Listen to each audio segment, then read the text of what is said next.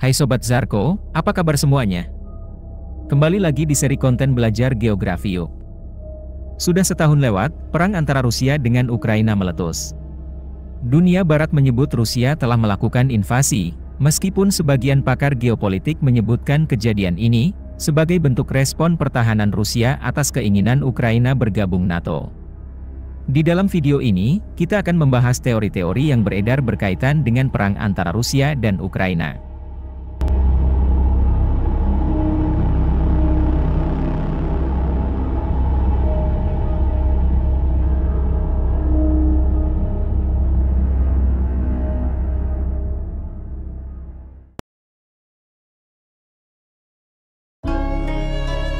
Sobat Zarko, ada sebuah ungkapan yang berbunyi, kepentingan nasional sebuah negara adalah ancaman bagi negara lain.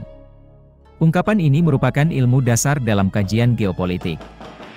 Ungkapan tersebut mungkin cocok apabila kita gunakan untuk menggambarkan situasi perang antara Rusia dengan Ukraina. Sebagai informasi, situasi ini disambut dengan embargo ekonomi oleh Eropa terhadap Rusia, lalu Rusia pun membalas dengan menghambat penyaluran gas alam ke Eropa. Kondisi ini semakin memanas setelah Finlandia yang berbatasan dengan Rusia juga ikut bergabung dengan NATO. Berikut ini adalah teori-teori yang beredar berkaitan dengan perang antara Rusia dan Ukraina. Check it out. Teori pertama, motif Rusia adalah agama. Presiden Rusia, Vladimir Putin, adalah penganut Kristen Ortodoks yang taat. Beberapa waktu lalu, Putin menulis sebuah esai tentang sejarah keagamaan Kristen Ortodoks di Rusia. Ia menyebutkan bahwa Kiev yang saat ini menjadi ibu kota Ukraina, adalah kota bersejarah dalam penyebaran ajaran Kristen Ortodoks. Misi Rusia disinyalir sebagai upaya dalam rangka membebaskan Kiev, yang dianggap sebagai kota suci bagi umat Kristen Ortodoks Rusia.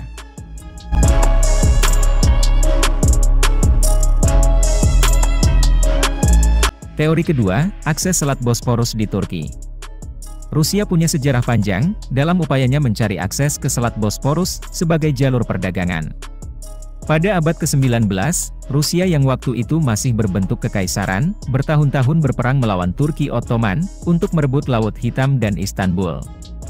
Pada masa pemerintahan Uni Soviet, walaupun Istanbul tetap menjadi milik Turki, akses dagang mereka terbuka karena mereka menguasai Laut Hitam.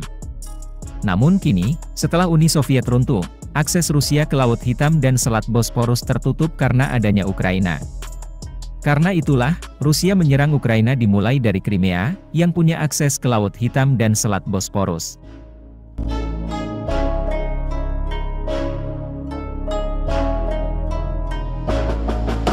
Teori ketiga, konfrontasi NATO.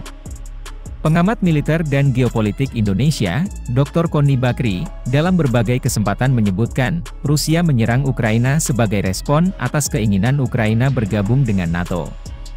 Pada masa berakhirnya Perang Dingin di tahun 90-an, NATO dan Rusia punya perjanjian untuk menjaga netralitas negara buffer, seperti Ukraina dan Finlandia, dan tidak mengajak mereka masuk ke fakta pertahanan manapun.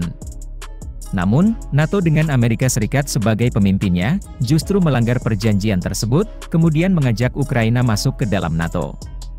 Yang terbaru, Finlandia yang seharusnya menjadi negara buffer, justru secara resmi telah bergabung dengan NATO. Hal ini ditafsirkan Rusia, sebagai sikap menantang yang dilakukan NATO kepada Rusia.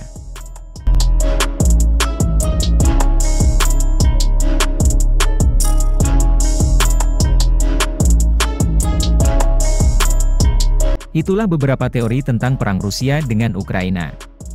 Bukannya mereda, semakin kesini situasi semakin memanas, apalagi dengan bergabungnya Finlandia ke dalam NATO. Kekhawatiran akan terjadinya Perang Dunia Ketiga, semakin kesini semakin menjadi-jadi. Bagaimana komentar Sobat Zarko sekalian? Apakah Perang Dunia Ketiga benar-benar akan terjadi? Tulis di kolom komentar ya. Sampai jumpa di konten berikutnya. Bye.